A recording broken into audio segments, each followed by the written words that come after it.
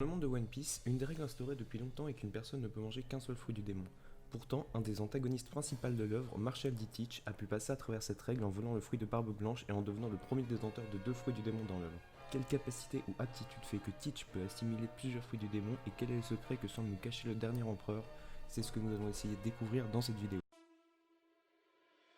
Une des théories les plus répandues et appréciées du monde de One Piece au sujet de Barbe Noire est la théorie du fruit du Cerbère. Barbe Noire serait le détenteur du fruit du Cerbère et peut, grâce à ce pouvoir, détenir plusieurs fruits du démon. Cependant, l'existence même d'un tel fruit du démon paraît fortement improbable car cela bafouerait totalement les règles instaurées par Oda dans son univers. Cette théorie ne m'a jamais convaincu même si certains points soulevés sont intéressants. Le fait que Barbe Noire peut accomplir un tel exploit ne vient selon moi pas d'un pouvoir qu'il a acquéri durant son aventure mais était bel et bien en lui depuis le départ. Car comme Marco l'a souligné, le corps de Teach est spécial, sa constitution est différente de celle des autres humains. Teach a depuis le début de l'œuvre un lien très fort avec le nombre 3. 3 dents en moins, 3 pistolets, 3 têtes sur son drapeau, rencontre avec les 3 premiers Mugiwara, etc. Ce qui a créé beaucoup de spéculations autour de ce que pourrait être la vraie nature de Teach. Je vais vous présenter une théorie selon laquelle sa vraie nature serait celle d'une chimère. Lors de la première apparition de Barbe Noire, Luffy et Zoro ont bien mentionné qu'il ne fallait pas l'appeler ce type mais ces types, comme si Barbe Noire n'était pas une seule personne mais plusieurs. Cette scène est très ambiguë. De qui parlent Zoro et Luffy? Est-ce du reste de l'équipage de Teach ou serait-ce de Teach lui-même? En génétique, une chimère est un organisme, animal en général, formé de 2 ou plusieurs populations de cellules génétiquement distinctes. Pour vulgariser, une chimère est un être vivant dont le corps est partagé par plusieurs personnes distinctes génétiquement et qui, dans One Piece, pourrait être plusieurs personnes conscientes dans le même corps. Cette définition pourrait totalement convenir à Barbe Noire qui pourrait donc être un être composé de 3 personnes dans un même et unique corps. Certaines révélations récentes sur Barbe Noire semblent aussi aller dans ce sens. Barbe Noire ne veut pas dormir, on pourrait penser que c'est le cas car à chaque fois qu'il s'endort, une des 2 autres parties de son être prend le relais sur son corps et sur son esprit. On peut même spéculer sur l'influence de Teach en supposant que le contrôle de son corps et de ses différentes personnalités a toujours été quelque chose de majeur pour Teach, qu'il en a beaucoup souffert et que maintenant qu'il a le contrôle de ce qu'il est, il peut déchaîner sa puissance. Cela pourrait expliquer pourquoi Teach a pu avoir 2 pouvoirs, vu qu'en tant que chimère, il a plusieurs codes génétiques en lui, et dans le monde de One Piece, la génétique semble être en quelque sorte la clé de l'explication des fruits du démon, si on en croit les expériences de Vegapunk, Judge Vic Smoke et César Clown sur le facteur de linéage. Barbe Noire pourrait donc être l'hôte de plusieurs fruits du démon grâce à cette constitution. Mais à part ces faits, qu'est-ce qui relie Barbe Noire à la chimère mythologique? C'est ce que nous allons voir dans cette deuxième partie.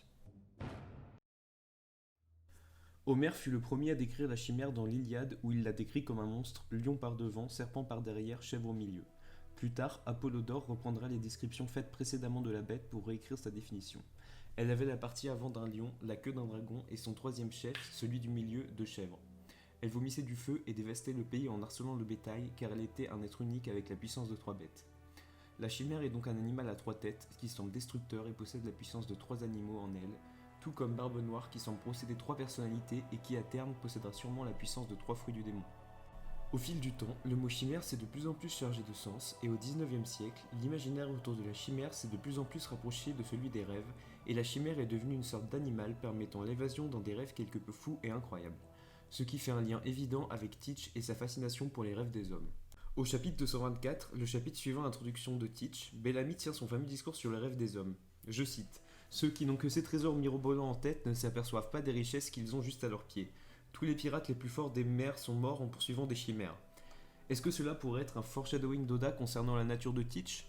Plutarque, quant à lui, dans ses œuvres morales, nous offre une interprétation de la créature très intéressante. D'après lui, la chimère serait un capitaine pirate nommé Chimaros qui, étant très cruel, aurait causé de nombreux dommages aux Lyciens et qui avait son bateau orné d'un lion à la proue et d'un dragon à la proue. Une description donc qui colle plutôt bien à Teach qui est un pirate très cruel, cependant son bateau ne possède pas les mêmes figures de proue. Pourtant, cela colle si on considère que ces proues représentent celles de Luffy et Shanks, les pirates qui sont le plus grand obstacle de Barbe Noire à ce jour. Le dernier lien que j'ai trouvé entre Teach et la chimère provient du mont Chimère, qui, selon des sources anciennes, est un volcan qui brûlait d'une flamme qui ne mourait ni le jour ni la nuit.